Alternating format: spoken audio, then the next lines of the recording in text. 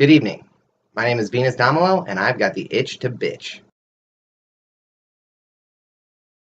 RWBY, created by Monty Ohm with the help of Carrie Shawcross and Miles Luna. It tells the story of a girl named Ruby Rose who comes to a school that trains people how to fight special monsters that live around called the Grimm. And the show details her training and relationships as she goes on through that. It's a bit like Harry Potter, mixed with elements from a lot of different kinds of like fantasy, anime, Final Fantasy, Fire Emblem, stuff like that. Okay, so season 1 sucks. Like right off the bat, for the first few minutes, it's a little bit of an action scene, and the animation's pretty choppy. I think it might be the program they're using, or just the fact that Monty at the time was doing it virtually by himself. But it relied on a lot of sight gags that would work in a 2D anime, but do not work with the 3D. It's just so awkward. So I think the show needed to veer a little bit more towards realism. It's too cheesy, which I know sounds like it means that there's an acceptable level of cheese that can be had, but not for this. This needs to be a lot less cheesy. I also don't like how family-friendly this show is. Like, even in online fan subs, they'll mix in cuss words whenever they feel appropriate, and RWBY refuses to do any of that. It's awkward. This whole season is just awkward. The dialogue is awkward. The animation's awkward. The voice acting is not anywhere near up to par with the standard Red versus Blue.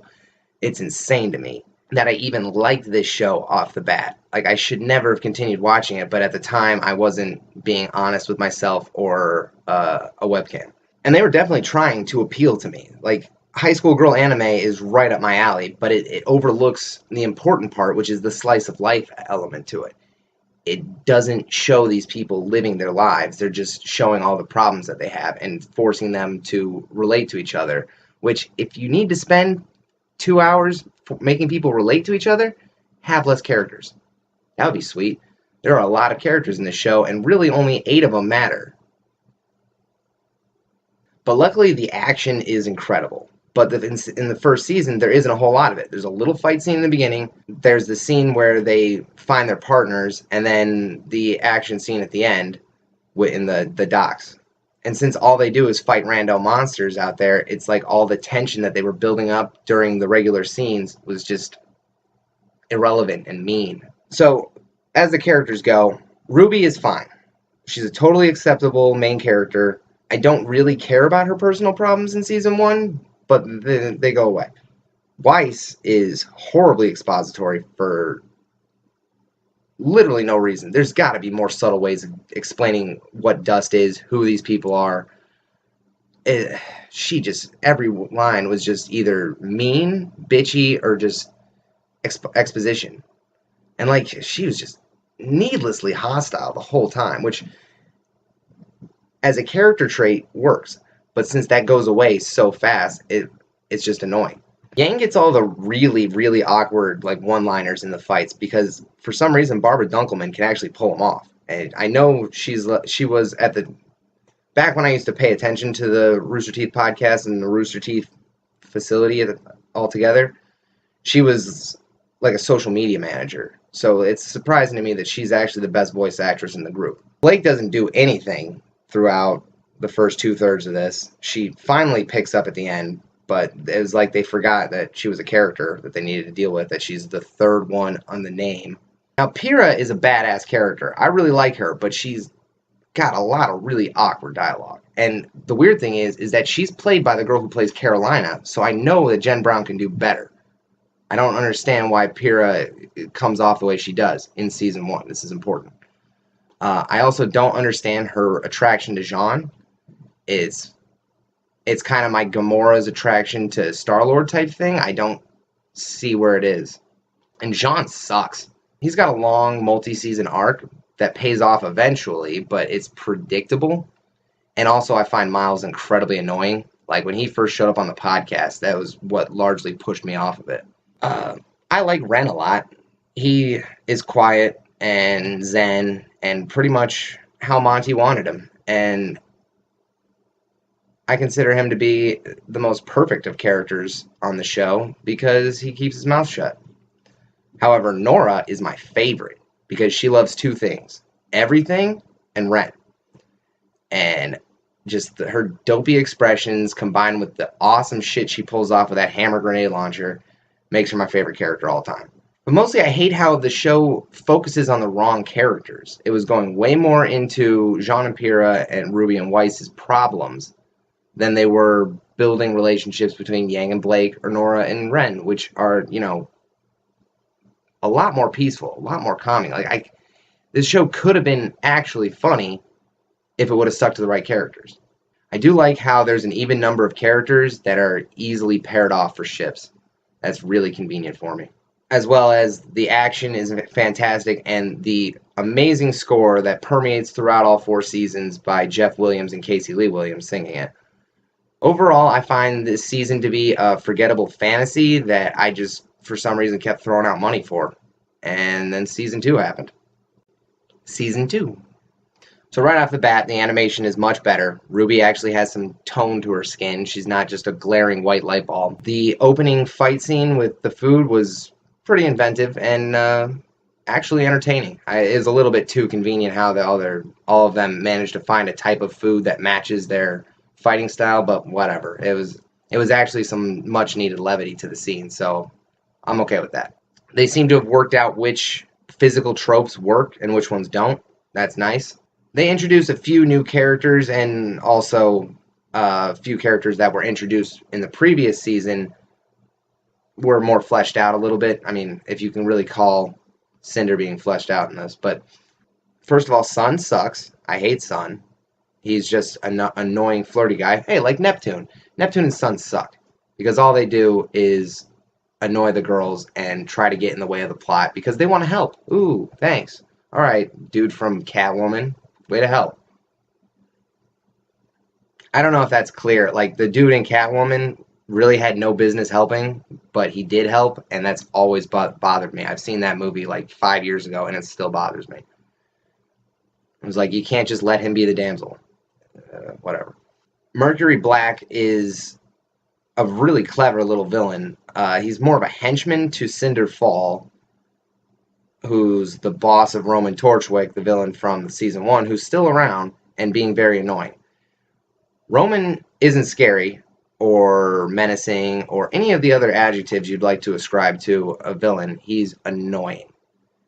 However, Cinder actually has a few of them, like cunning, intrigue. These are things that villains should have that Roman Torchwick lacks. So Mercury is like her henchman who's infiltrated the school with Emerald. Emerald's kind of the second of the 2 henchmen. She's not in charge in any way. She's young and headstrong. Mercury is clever. He's actually a pretty big threat. So they have some villains that I actually can get behind now. Penny was added to the story. I like Penny because she's a robot. I like robots. But it is in no way a much better season. It's a little better. It's definitely more bearable, but it has the dance in it, and the dance is like my least favorite part of the Goblet of Fire all over again. And this is the 3rd time I've seen it, so it's just driving me crazy. I hate all the high school bullshit that they put into this. But I think it's kind of like how Marvel's doing Cloak and Dagger on Freeform Network, and they have their Netflix series, Daredevil and everything. And I think they're going for 2 separate audiences. Like, they're trying to pull the teenagers who are into romance and stuff for the Cloak and Dagger, and then, you know, a more adult audience for Daredevil. So it's like that. You know, you got RWBY for a younger audience, Red versus Blue for a bigger audience. The only difference is that RWBY has huge, painful faults that I haven't seen Cloak and Dagger yet to find out if it has. So this analogy might not actually be working. I'm not sure yet. But the show isn't anywhere near as good as Red vs. Blue. The humor is just too broad and obvious, and it's nowhere near up to par. And I don't understand why, considering I'm pretty sure Miles Luna writes Red vs. Blue now. Like, I'm sure Bernie still chips in, but he's a lot less hands-on than he used to be. Granted, I've liked the later seasons a little bit less just because of the length and level of drama that they've added. I really miss them just standing around talking. But RWBY, it's like whenever they're standing around talking, just zone out. It's not worth it. Just wait till they start fighting again. They did have the Team Juniper dance scene, like the Bollywood-style dance, that makes up a little bit for the entire dance scene, but I still would rather they have skipped the whole thing. It was just cool to see a bunch of people dancing in unison, unprepared. I don't know why, but I like it. But it was breaking my heart to see what Pyrrha was going through over Jean, because he's so fucking stupid and so not worth her time. I get how Pyrrha is attracted to John, kind of. Like, I get how she's grateful for him treating her like a normal person, but I'm not seeing the connection to romance. It's just, I feel like filmmakers want these badass chicks to like dudes like them, but they don't. Stop faking it. I don't need that kind of fantasy. It's just, it drives my anxiety up a wall. And it's like, the show spends all this time on these bullshit, whereas Blake and Yang had like 4 minutes together all season. They are partners. They should be hanging out. And up to this season, I was wondering, why do they name everyone after colors? Like, I thought they were trying to be clever. Like, maybe, oh, Jean, no one will think that means yellow in French, or Pyrrha, no one will know that that means red. But then I found out later on that they named their kids after colors to represent diversity. So it's like, aw. But then it just makes it more obvious, like, why isn't everyone named after colors? I mean, there's James Ironwood. There's Ozpin. I don't think Ozpin's a color. I can't really speak to Lie Ren, Yang, or Yang's dad, because I don't speak any of the Chinese languages, so I don't know which one to even look it up with. And beyond that, not even the intonation, so I don't even know where to start with that. But the point is, some of them are named after colors, some of them aren't. But then this season took a real major sharp turn up when Joel Heyman's character kind of took over Professor Oobleck. Joel is a great actor. Like, I really wish I could see him in more real shit. I'm not willing to watch the movie Simone just to see him. I've been saying that for 10, 15 years now. But he is fun to watch. And when he took over Team RWBY and brought them away from the high school, the show took off. I mean, it was basically 30 solid minutes of action after that. It was much better. I like how they made friends with Velvet and Coco, like, off camera. It's kind of interesting. It makes me think maybe they should make a Team Coffee show that fills in all these gaps. But then I'm like, oh shit, I don't want to deal with Coco's bullshit. I like Coco, but I don't want to deal with her emotional problems. But overall, the show got a little funnier when Joel was on screen, and the dialogue's a bit better, voice acting increased. So this season was definitely an improvement, but there's still a bit of a problem. Season 3. Now they're prioritizing action over all the other shit. This is the tournament season, so it's just going to be a fight every 10 minutes, I swear. They didn't introduce too many new characters this season. They brought Crow, Ruby's uncle. They brought Weiss's sister, Winter, which is also not a color. But they also did something different this season, which is kill characters. Unfortunately, they were characters that I like, so this is like the reverse of Game of Thrones, where all the characters I like survive forever. And this season helped me explain a cliche to my friend, because we were watching Samurai Jack and Scaramouche came on, and I was like, oh, using jazz as a weapon. I've seen that so many times. And then bam, right there in the first double battle with Yang and Weiss, there's a guy playing trumpet using jazz as a weapon. So I'm getting a little sick of seeing people do that. Please stop. And then they introduced a major plot thread about the Fall Maiden and just the seasonal maidens in general, which helped convolute the story. Like, I don't know what the hell everyone was up to in seasons 1 and 2. Like, season 1, Torchwick was stealing dust for a reason. I think it was to outfit the White Fang. Season 2, Torchwick is blowing holes in the cities to let Grimm in.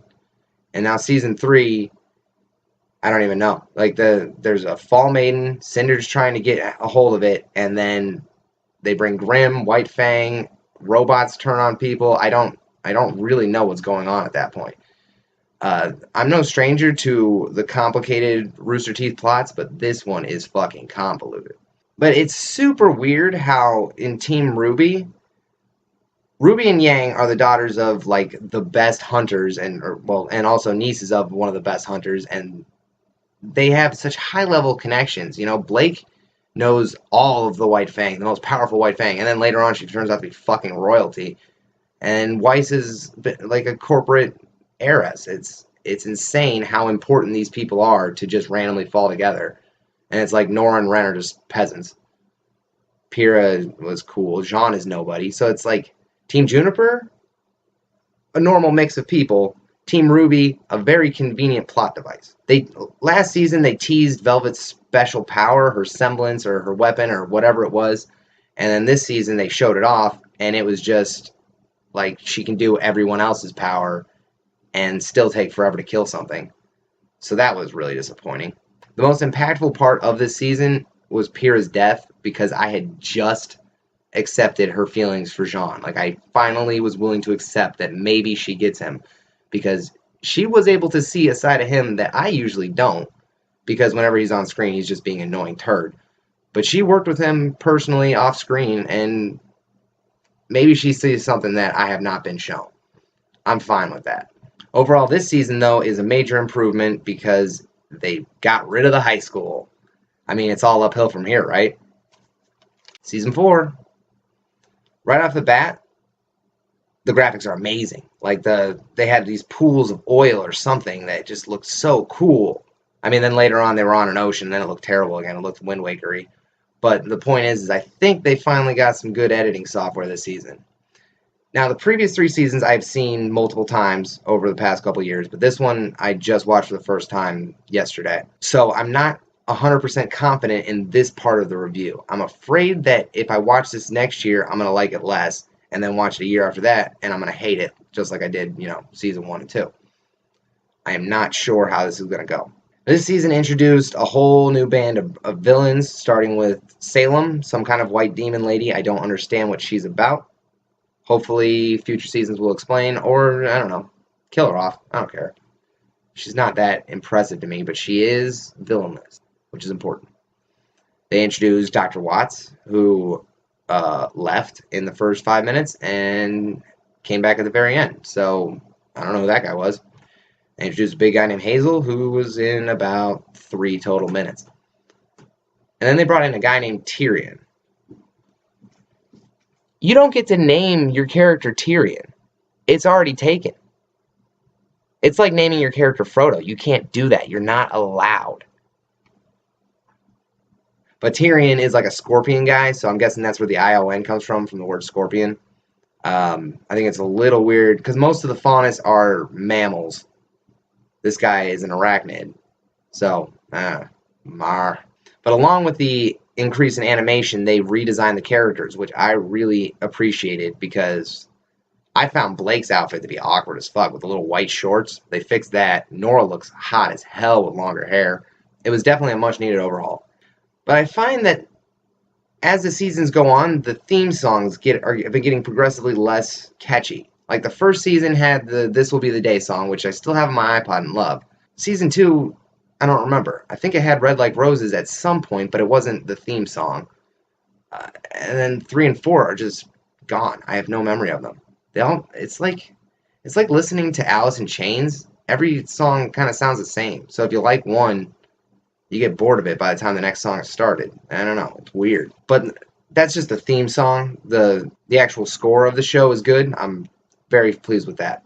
Yang got her arm cut off at the end of last season, and this season she's been dealing with it. That was the kind of bullshit that I probably would have been complaining about in season 1, but I think since I've already suffered through the 6-7 hours to get there, I'm fine with it. I had no problem with all of their personal bullshit this season, which is scary as fuck, because what if next year I don't like it? What if I keep spending $20 every year for no reason? Oh, wait. Oh, no, I spend thousands of dollars every year for no reason. I'm dumb. But Blake is off looking for her parents, who do not have colored names, and Sun follows her. Sun sucks. Sun sucks. Michael sucks. Like, he's another reason I stopped listening to the podcast, because he's so fucking annoying.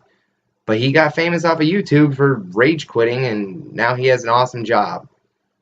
And I'm just super fucking jealous. It's just jealousy. This is what this anxiety is born from. It's just jealousy that these guys get to work with Red vs. Blue. This Red vs. Blue got me through high school.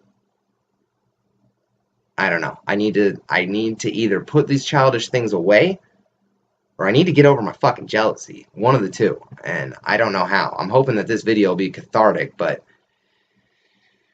I know me pretty well. I don't think so. This season was really fragmented because RWBY was off on an adventure and then was gone for a half hour, and she's the main character, so that's not something that should be happening.